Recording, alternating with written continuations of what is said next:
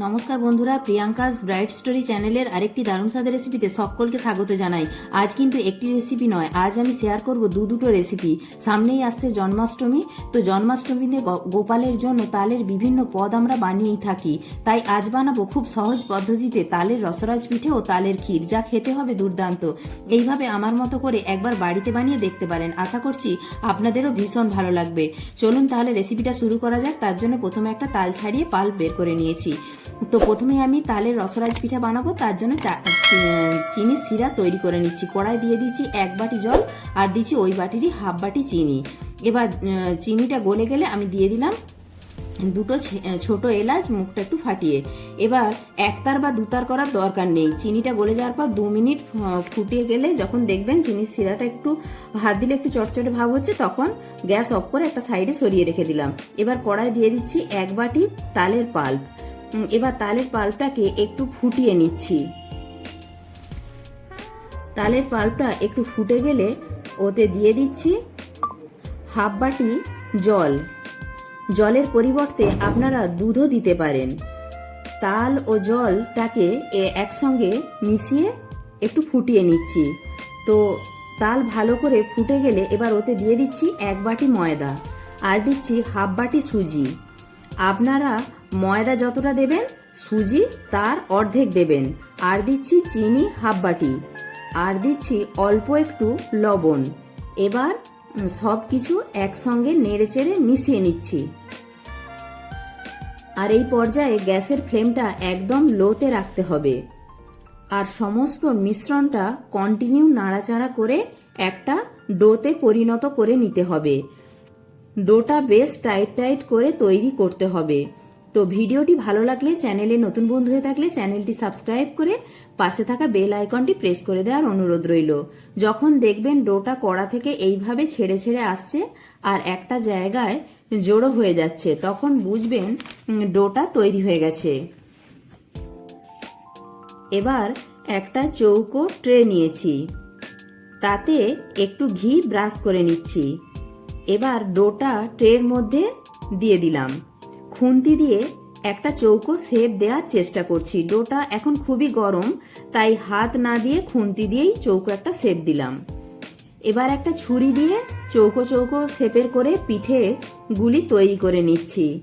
আর ছুরিটাতেও আমি একটু ঘি বুলিয়ে নিয়েছি। ভিডিওটি ভালো লাগলে অবশ্যই একটি লাইক করবেন আর বন্ধু বান্ধবদের সাথে প্রচুর শেয়ার করার অনুরোধ রইল।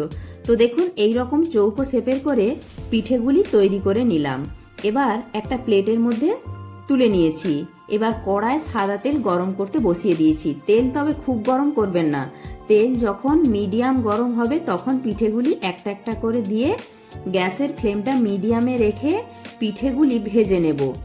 তবে পিঠেগুলি দিয়েই সঙ্গেই নাড়াচাড়া করবেন না। যখন দেখবেন একটা সাইড একটু লালচে হয়ে ভাজা হয়ে গেছে আর পিঠেগুলি একটু ফুলে উঠেছে, তখন অন্য সাইডটা হওয়ার জন্য উল্টিয়ে দিতে হবে। এইভাবে উল্টে পাল্টে লালচে করে ভেজে তুলে নেব। দেখুন ভাজার পর কত সুন্দর লাগছে দেখতে। এবার কড়া থেকে তুলে গরমই চিনির শিরার মধ্যে দিয়ে দেব। তারপর এইভাবে উল্টে পাল্টে কিছুক্ষণ এইভাবে চিনির শিরার মধ্যে রেখে দিতে হবে, ততক্ষণ বাকি পিঠেগুলো ভেজে নিই। তো এই পিঠেগুলিকেও উল্টে পাল্টে লালচে করে ভেজে চিনির শিরার মধ্যে দিয়ে দিচ্ছি। এইভাবে সব পিঠেগুলিকে 10 মিনিটের জন্য চিনির শিরার মধ্যে রেখেছিলাম। 10 মিনিট পর চিনির শিরার থেকে পিঠেগুলো দেখুন কত সুন্দরভাবে ফুলে গেছে আর কত নরম তুলতুলে তৈরি হয়েছে। পিঠেগুলি কতটা নরম হয়েছে দেখে নিশ্চয়ই বুঝতে পারছেন। এবার একটা প্লেটে আমি পরিবেশন করে দিয়েছি আর উপর থেকে একটু চিনির শিরা ছড়িয়ে দিলাম।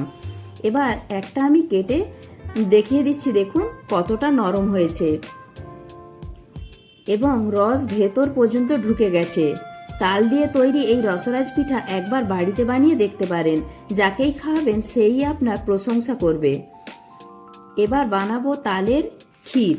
তার জন্য কড়ায় প্রথমেই অল্প একটু জল দিলাম।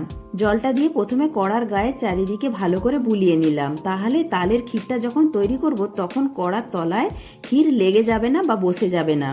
এবার দিলাম 1 কাপ তালের পাল্প। তো প্রথমে তালের পাল্পটাকে একটু ফুটিয়ে নিচ্ছি 2 মিনিট সময় ধরে। তারপর এতে দিয়ে দিচ্ছি 1 কাপ দুধ। আমি হাফ লিটার দুধের সঙ্গে 2 চামচ গুঁড়ো দুধ মিশিয়ে জাল দিয়ে ফুটিয়ে ঘন করে নিয়েছি, সেই দুধটা দিলাম। আর দিচ্ছি 2 চামচ নারকেল কোড়া। এবার গ্যাসের ফ্লেমটা মিডিয়ামে রেখে একটু ঘন করে নেব। অবশ্যই এই পর্যায়ে গ্যাসের ফ্লেমটা মিডিয়ামে রাখবেন, তা না হলে হাই ফ্লেমে রাখলে ছিটকে ছিটকে এসে আপনার হাতে গায়ে পড়বে। দেখুন তালের ক্ষীর আগের থেকে একটু ঘন হয়ে গেছে। এই পর্যায়ে যোগ করে দিচ্ছি হাফ কাপ চিনি, অর্থাৎ 50 গ্রাম চিনি। চিনি খুব বেশি দেওয়া দরকার নেই, কারণ 2 চামচ গুঁড়ো দুধ দিয়ে আমি লিকুইড দুধটা জাল দিয়েছিলাম, তাই দুধটা একটু মিষ্টি মিষ্টি আছে আর তালটাও একটু মিষ্টি মিষ্টি আছে, তাই চিনি খুব বেশি দিলাম না। আপনি তালের ক্ষীরটা কতটা ঘন চান সেই পর্যায়ে বুঝে নামিয়ে নেবেন। খেয়াল রাখবেন ঠান্ডা হলে আরেকটু ঘন হয়ে যাবে। তো প্রথমে যেটা বলছিলাম যে প্রথমে একটু কড়ায় জল দিয়ে বুলিয়ে নিলে তাহলে তালের ক্ষীরটা দেখুন আর আমার কিন্তু কড়ার তলায় বসে যায়নি। এই ছোট ছোট টিপসগুলো অবশ্যই খেয়াল রাখবেন। এবার তালের ক্ষীরটা আমি পরিবেশন করে দিচ্ছি। এবার আর ওপর থেকে ছড়িয়ে দিচ্ছি একটু কিশমিশ ও একটু নারকেল কোড়া। ড্রাই ফ্রুটসগুলো আপনারা আপনাদের পছন্দ মতো দিতে পারেন। ভিডিওটি ভালো লাগলে, চ্যানেলে নতুন বন্ধু হয়ে থাকলে চ্যানেলটি সাবস্ক্রাইব করে পাশে থাকা বেল আইকনটি প্রেস করে দেওয়ার অনুরোধ রইল। তাহলে আমাদের তৈরি হয়ে গেল জন্মাষ্টমী স্পেশাল দুটো রেসিপি। ভিডিওটি ভালো লাগলে লাইক, শেয়ার, কমেন্ট ও সাবস্ক্রাইব করে পাশে থাকার অনুরোধ রইল। প্রত্যেকে ভালো থাকবেন, সুস্থ থাকবেন।